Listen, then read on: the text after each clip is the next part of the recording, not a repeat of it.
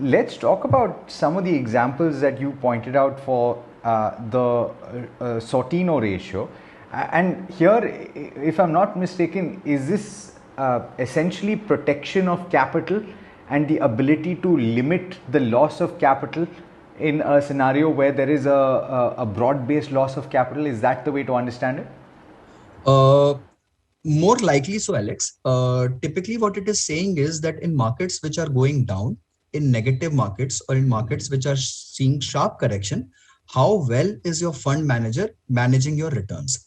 Is he still managing it very nicely and trying and delivering you handsome positive returns in a falling market, or trying and cushioning your negative loss in a much more or in a better way than what other guys are doing? So that's what it typically tells you.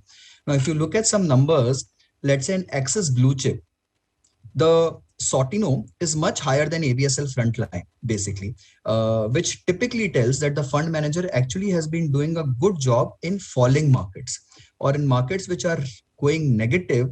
The return generated by Axis is better than ABSL frontline. So this is just interpretation through one ratio. Again, as I told you, you can't judge a full movie by just one scene or something. You will have to put all the ratios together.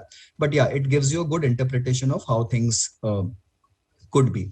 Similarly, in case of, let's say, an Mirai emerging blue chip, or let's say an SBI small cap, the ratio is much above one, which actually shows that even in falling markets, these schemes have been quite good in terms of managing their returns and managing the downside risk of an investor. So that's how you interpret it.